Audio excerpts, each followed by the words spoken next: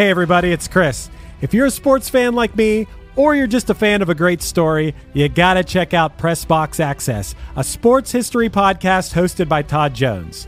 Todd sits down with fellow sports writers who experienced firsthand some of the biggest sports moments of the past 50 years, and they share some of the stories behind the stories, some of which they've only told to each other.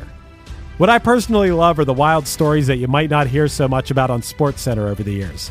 Like when Indiana-based sports journalist Bob Kravitz recounts the time Bobby Knight showed up naked to an office meeting with him and then banned him from the Hoosiers locker room for the next 3 years because Bob wrote a story he didn't like.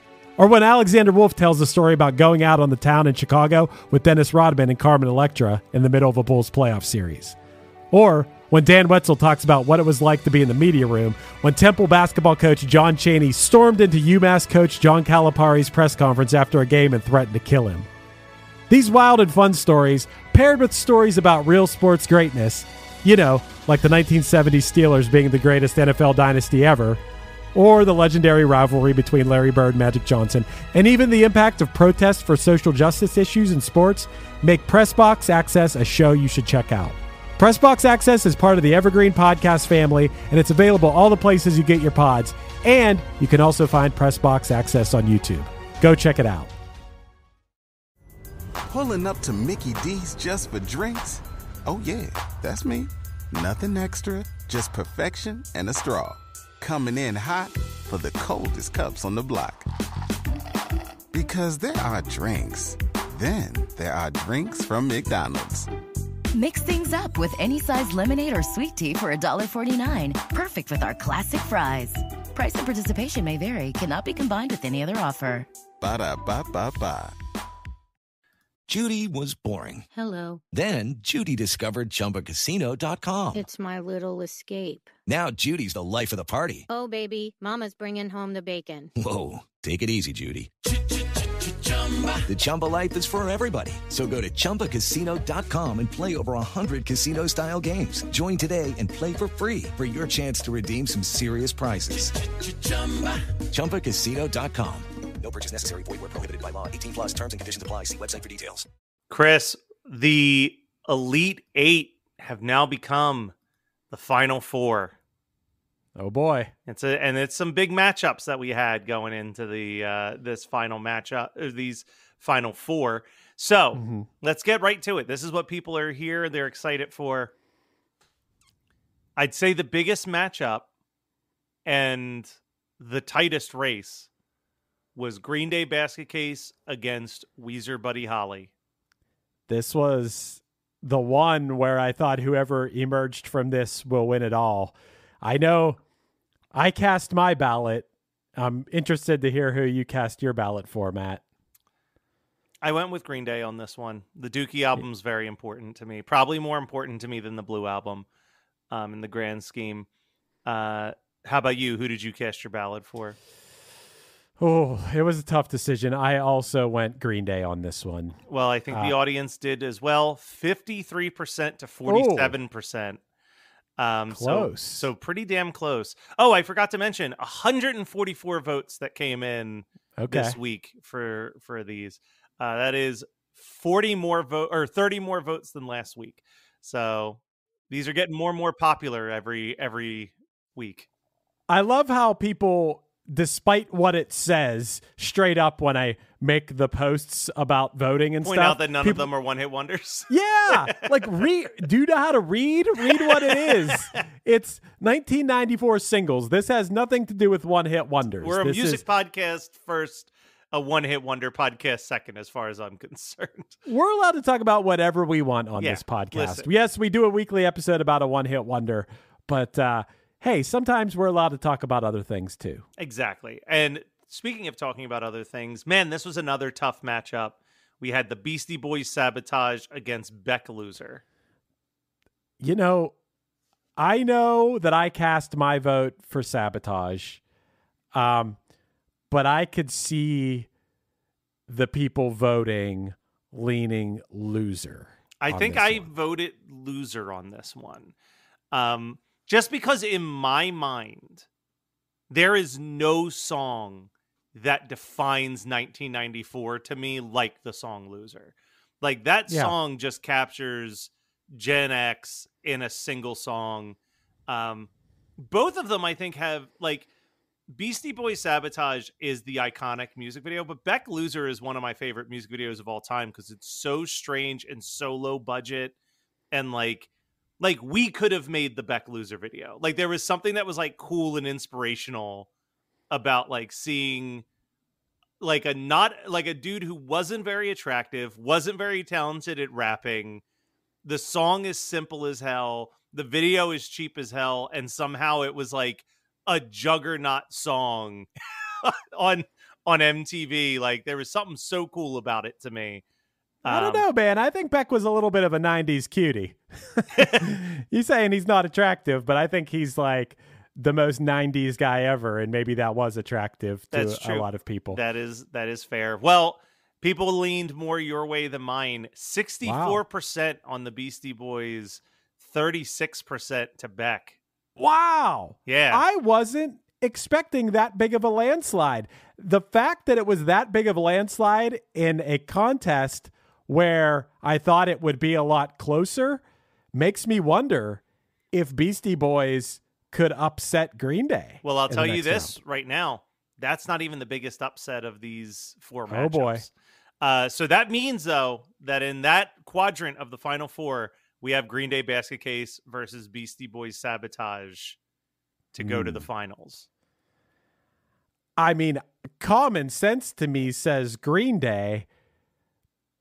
I think that because of the longevity of Green Day. Not that Beastie Boys didn't have their longevity, but I mean, Green Day's still a band now and has maintained a huge following. I guess Beastie Boys have too. Yeah. I would say, here's the only thing that I would say about Beastie Boys Sabotage. And again, I love this song. It is not exactly the best example of what the Beastie Boys traditional sound is. Like, it is an outlier in their singles and discography, in all honesty. But maybe that's why it has so much staying power at the same time, is that it doesn't sound like really anything else that they were releasing as singles at that time. Now, if you listen to their full albums, they always had this like kind of punk rock thing mixed into a lot of their albums, but when you're just looking at the singles that people know by the Beastie Boys, it is a big ass outlier surrounded by like Sure Shot and Intergalactic and Fight for Your Right and Shake Your Rump and Hey Ladies and What You Want and all those singles. So I would actually argue that Sabotage is the more punk rock of the two songs. Oh, I 100% agree. But that's also because Beastie Boys was coming from the 80s hardcore scene and kind of throwing back to that sound, where Green Day was definitely from, as much as people hate the term pop punk, and I think Green Day's among them,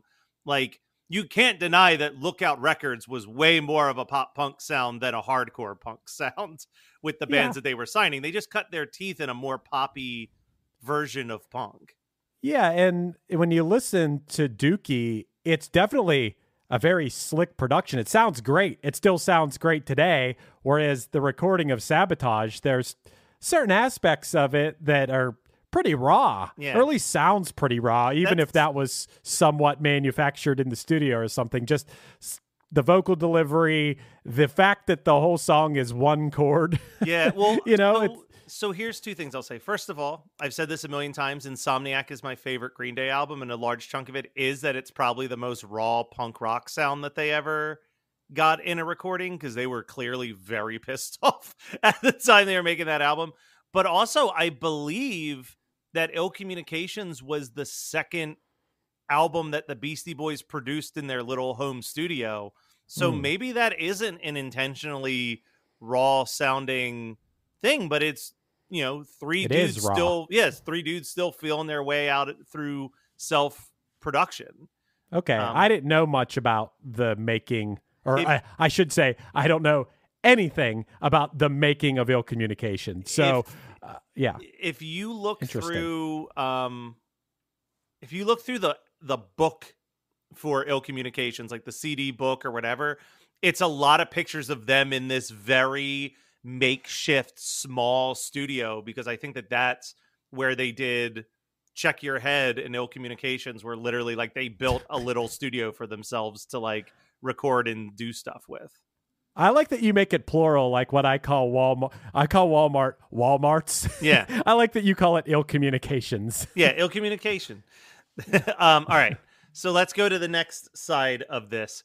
The next matchup we had, people were very upset when I implied that this could be a runaway. When I said Counting Crows, Mr. Jones versus Tom Petty and the Heartbreakers, Mary Jane's Last Dance. There was a lot of people that said, don't you underestimate the power of Tom Petty. I was worried about the power of Tom Petty. There's a lot of Tom Petty love out there. And for as much Counting Crows love as I have and my friends have, I know there's some really that Adam Duritz, his vocal delivery and whatever can be very polarizing. There's some people that really dislike Counting Crows. So I was a little bit worried about this one. Should I have been? I don't know. So you put your vote on Counting Crows? I did. How about you? I also did. And 69% of the audience agreed with us. Yes. They, like I said, this was the widest margin of win. Okay. 69% of the votes going to Mr. Jones. 31% of the votes going to Tom Petty, Mary Jane's Last Dance. I've said it before, though. That is still a great song. Like, that is, I did something I never do, Chris. I was at a bar on St. Patrick's Day this year. And at one point, it was mostly acoustic guitar players, except for one band. But all of the acoustic guitar players for the last song of the night went on stage with like their harmonicas and acoustic guitars and loop pedals and did Mary Jane's Last Dance. And like, I have to say, that is a good way to do that song, is just like the three vocal harmonies and like the different guys playing the leads and the rhythm. Like, it's just a good song. It is a great, great song. Yeah, I think it's a good song too. I don't think it's better than Mr. Jones. I don't even think it's in Tom Petty's top 8 songs. I would say it's top 10, not top 5 for me. Yeah, I would go it might be his 9th or 10th best song. Yeah. All right. And then the matchup of, I'd hate to be this guy, but the matchup of Who Cares is Live's I Alone versus Ace of Base, The Sign. You know, I put my vote on The Sign. I'm not a huge fan of either song, but I definitely like the pop sensibility of The Sign way more. I've never been a fan of Live. But I don't know which way our audience would go, though, because I would tend to think that our audience leans rock and would have that sort of nostalgia for 90s rock. But The Sign is a sort of 90s pop song that seems to appeal to a lot of people. I voted for The Sign. I'm going to assume that you probably voted for The Sign too. Listen, man, I had to vote for Live. I had to stand by the fact that I drafted Throwing Copper in our 94 draft. I wasn't proud of it. I voted against them when they were against Enigma, but when Enigma lost, I stopped caring. I went full nihilist. Okay. But it's okay because people didn't vote like me. It was 56% to Ace of Base, The Sign. Still weirdly close. There was, in the first half of this draft, it was going to Live. Live had like 60% of the vote in the beginning. And then the Ace of Base fans rolled in towards the later half of the week to give them that edge. Now, whereas which way Basket Case versus Sabotage should go is like up in the air. And if Green Day wins, I'll be really excited. But if Sabotage ends, I'll be like, oh, that's kind of a cool upset. Like, I like that twist. Then we have Mr. Jones, Counting Crows versus The Sign, Ace of Base. And like, I want to see another like 69% Counting Crows, just like decimation here. Matt, I don't know. You know, I set the odds on our page last week, and I don't know if you understand gambling odds. I can explain them to you really quickly. I have I feel like it's whatever's the most guaranteed win is more of a negative. You want to go for the surprises, basically. Yeah, basically everything is based off of a $100 bet. So if something is minus 300, which is what I set Green Day to win it all at last week, you have to bet $300 to win $100 because they're such a heavy favorite that you have to put up more money than you'd win. Whereas if something is plus, so say something is plus 180, that means if you bet $100, you would win $180. You would win more than you bet. Yeah. That's what it means. So right now, I have to renegotiate in my head what the odds are. And now, by the way some of these results turned out, I'm going to say that right now the favorite is still Green Day Basket Case, but they are no longer minus 300. Green Day Basket Case is now minus 160. They are still the favorite. You'd have to put up 160 to win 100 on them. So let me ask you this question. Has Counting Crows now gotten to a minus territory? Well, no, they are not minus, but they would right now be the second favorite because I do believe they're going to end up in the finals. Yeah. So I would say Counting Crows right now are a plus 110. So they're pretty close to even. You make a little bit more than what you bet on them. Yeah. Beastie Boys right now, I would put at plus 180 on the Beastie I was going to say Boys. 150, but we're in the same ballpark. And then where is the sign now? Is sign like plus 500 or something? I was going to say plus 450. So let's split the difference. We'll say plus 475 on the sign. If you think the sign can go all the way, $100 would win you 475, or $10 would win you 47.50, whatever. If we were a gambling site, if we were DraftKings. if we were FanDuel of songs from 1994, these would be the odds. So right now, the odds on favorite is still Green Day, but not as big of a favorite as they were last week. Well, Chris, real quick before we wrap this up, I know I have something I have to promote. Do you have anything you need to promote this week on your end? Anything exciting happening with Punchline or Krista Makes that we need to talk about? Same old stuff. Why? What do you have to promote? The same day that this episode has dropped, letting you know where we are on the March Madness. If you go to YouTube, search Geekscape TV, you will find a 42-minute long video starring ya boy Matt and frequent co-host Robert Bacon ranking the entire Police Academy franchise from worst film to best film. That's awesome. It took me 4 days to edit this. I was pulling clips for days trying to get this thing assembled. I'm fighting with YouTube right now about some copyright violations that I'm pretty sure fall into fair use, but it'll be live 9 a.m. Eastern Standard on Friday. So, Matt, I do have something to promote. Friday, March 22nd, band I play in called Another Cheetah released a new song today. But there you go. See, so watch my video, listen to the song, and then watch my video again and listen to the song some more. Yeah, the song is called Treat Me Like an Animal, and it's streaming at all the places you stream music. I can't wait. I guarantee it's in my Spotify release radar because I have liked every single Another Cheetah song that's come out so far. So now they just spit it to me. They say, hey, these guys have a song. Enjoy it. Love that. All right, and we'll be back Wednesday. We'll have some more One Hit Thunder content for you, and then Friday we'll find out who the final two are in this big crazy March Madness bracket that we've built for ourselves. Love it. I'm not gonna lie here. I've become a Factor fanatic lately. I'm a busy guy, and getting to eat restaurant quality meals that are ready to heat and eat in 2 minutes has been amazing. Eating better is easy with Factor's delicious, ready-to-eat meals. Every fresh, never-frozen meal is chef-crafted, dietitian-approved, and ready to go in just 2 minutes. You have 35 different options to choose from every week, including Calorie Smart, Protein Plus, and Keto. And also, there are more than 60 add-ons to help you stay fueled up and feeling good all day long. I've been spreading the word to everyone I know, not just here on the podcast, but in person as well. Factor is the perfect solution if you're looking for fast, premium options with no cooking required. You get as much or as little as you need by choosing your meals every week.